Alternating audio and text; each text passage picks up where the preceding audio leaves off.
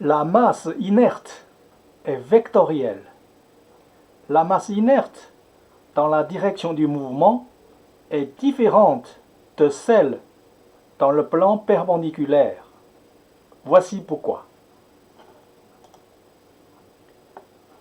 Avant d'aborder le sujet, il est important d'introduire une règle implicite de la physique.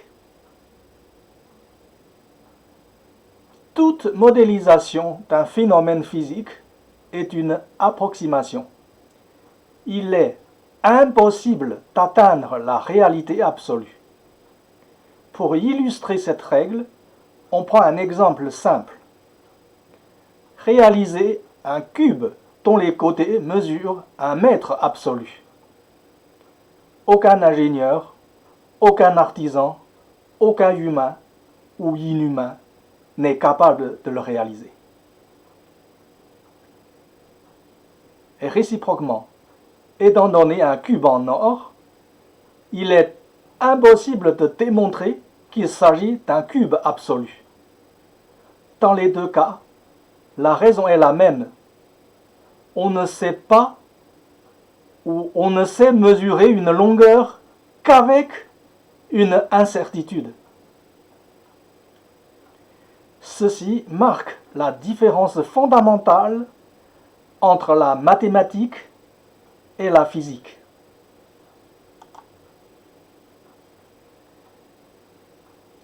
Dans l'autre sens, toutes les modélisations d'un phénomène physique sont valables dans leur domaine d'application. On prend également un exemple simple, la modélisation d'un être humain. Ren est un caractère chinois qui désigne un humain. Son domaine d'application est la communication linguistique. Et il est suffisant, ce caractère avec 2 traits, ça ressemble de loin à un homme qui est en train de marcher, c'est pour désigner un être humain. Dans une langue, pour écrire un texte, pour les besoins linguistiques, et il est parfaitement suffisant. Un deuxième, c'est un hiéroglyphe égyptien qui désigne également un être humain.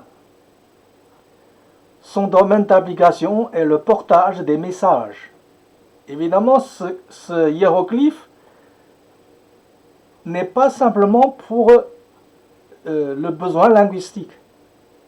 Ça porte plus de messages que simplement désigner un humain. Il désigne plus de sens qu'un simple être humain. Ça désigne un être humain qui a les bras en l'air, qui donne plus de détails que le précédent caractère. Et ce hiéroglyphe a un message plus compliqué que le précédent.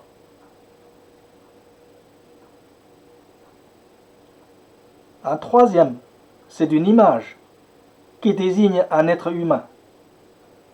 Son domaine d'application est l'illustration de la morphologie. Ici, en l'occurrence, il s'agit d'un de nos ancêtres, très lointain. Homo sapiens, ou enfin, peu importe, c'est un homme historique, voilà, un ancêtre. Et on voit que l'image a beaucoup plus de détails. Par rapport à la réalité, l'image est plus proche de l'être humain que l'hiéroglyphe, et l'hiéroglyphe est plus proche de l'être humain que le simple caractère Ren, le premier cas. Les 3 modélisations précédentes désignent toutes un humain. Mais ils sont de plus en plus précis. Mais aucun n'arrive à représenter un humain réel dans le moindre de ses détails, surtout s'il s'agit de détails atomiques. En physique, le principe est le même. Tous les modèles ont leur validité.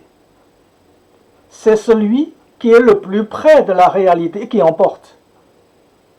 Mais aucun modèle n'atteindra la réalité.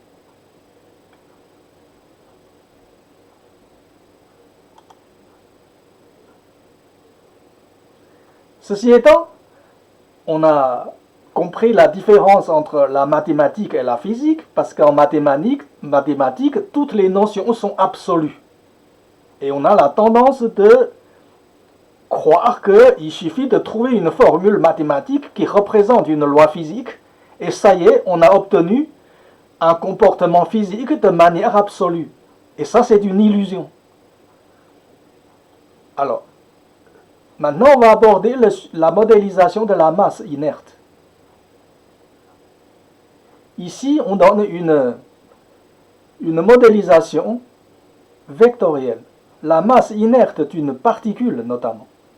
Quand on sait modéliser une particule, on sait modéliser donc un objet plus complexe, parce que l'objet est constitué de particules. La masse inerte d'une particule est un vecteur avec deux composantes suivantes. ml, la masse linéaire, qui est définie comme l'inertie dans le sens du déplacement de la particule. La masse perpendiculaire, c'est mp, l'inertie dans le plan perpendiculaire au sens du déplacement. Et la formule qui donne ml, la masse linéaire, est égale à zhong. Zhong, il y a une explication après. Multiplié par une fraction, il y a un numérateur et un dénominateur. Tous les deux sont une fonction de la vitesse. Donc l'inertie dépend de la vitesse.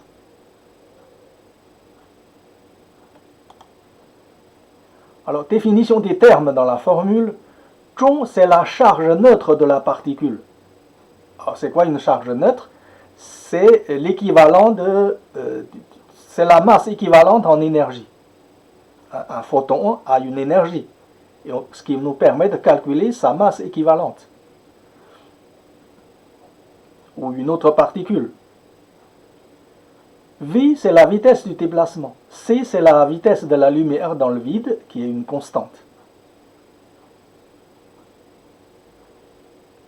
La composante la masse perpendiculaire, mp, est égale à zhong, est égale à la charge neutre.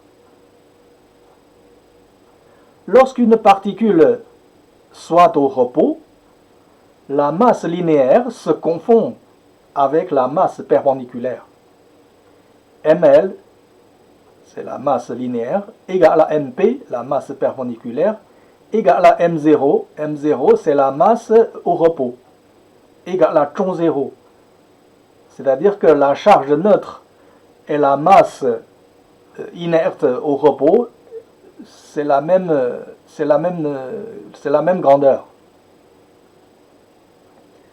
Il ne se diffère que lorsque la particule est en mouvement. Lorsqu'ils sont au repos, ils ont la même signification. Enfin, ils ont la même grandeur en tout cas. Exemple du photon. Le ml, la masse linéaire, est égale à l'infini. Puisque la vitesse du photon est une constante, tout se passe comme si l'inertie est infinie, puisque quelle que soit la force qu'on lui applique, eh bien cette vitesse, elle ne change pas. C'est comme s'il a une inertie infinie.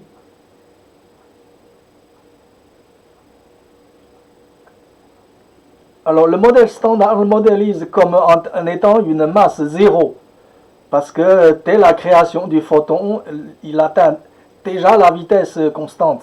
C'est comme s'il n'y avait pas de masse. Mais c'est une façon de modéliser. Mais le problème, c'est que cette modélisation entre en contradiction évidente avec le fait que le photon possède une énergie. Si le photon possède une énergie, eh bien, par l'équivalence énergie-masse, eh bien, on a une masse. Donc, on atteint une contradiction. C'est pour ça que c'est pas bon. C'est pour ça que je préfère le modéliser comme une masse infinie. Alors, la masse perpendiculaire égale à Zhong. Zhong, c'est la charge neutre du photon. Vous voyez ici, pour le photon, la masse linéaire et la masse perpendiculaire ne sont pas identiques. Lien avec la masse gravitationnelle. La masse gravitationnelle n'a pas la même définition que la masse inerte. La masse inerte, c'est la capacité à résister à l'accélération. Tandis que la masse gravitationnelle, c'est la force d'attraction universelle. C'est la capacité à s'attirer entre les masses, entre les objets. Ce n'est pas du tout la même définition. Mais il y a un lien entre les deux. La masse gravitationnelle est omnidirectionnelle. Elle s'identifie à la masse inerte du plan perpendiculaire au déplacement. La masse gravitationnelle s'identifie à la masse neutre, à la charge neutre, Zhong. Zhong en chinois, ça veut dire neutre. En astronomie, on constate que la direction du photon change quand il passe par la proximité d'une grande masse. Cela confirme la présente modélisation. Le photon est sensible à la gravitation. Je sais que il y a une autre modélisation de Einstein qui considère que une grande masse déforme l'espace. Bon, c'est une autre façon de modéliser. Mais je l'ai précisé au début que toute modélisation, ce n'est qu'une approximation. Ça ne pourra jamais représenter la réalité. La réalité n'est pas atteignable par une modélisation, quelle qu'elle soit. Donc ici, je donne une autre modélisation qui est plus classique, mais qui explique le même phénomène.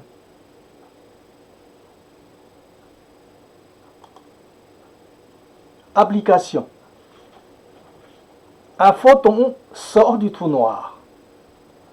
Dans un trou noir possédant un axe de symétrie OZ, si un photon se déplace dans l'axe OZ, alors la force d'attraction subie par ce photon est nulle, grâce à la symétrie.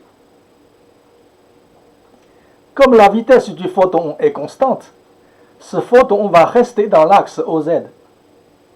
Et tant que le photon reste dans cet axe OZ, eh bien, il finira par sortir du trou noir, parce qu'il n'y a pas de force qui va le dévier de cet axe.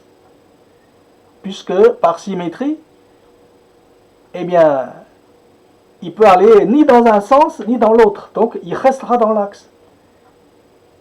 Et comme il a une vitesse qu'on ne peut pas modifier, eh bien, il finira par sortir du trou noir.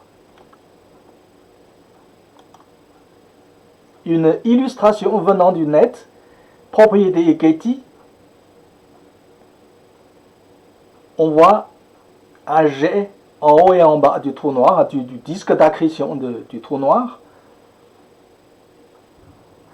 Ces jets, ça peut paraître très fine, très fin, mais ça représente des énergies colossales, astronomiques. Et ça ne peut que provenir du trou noir. Ça ne peut pas provenir du disque d'accrétion. Cette puissance et cette quantité n'est pas compatible avec l'hypothèse que ça provient du disque d'accrétion.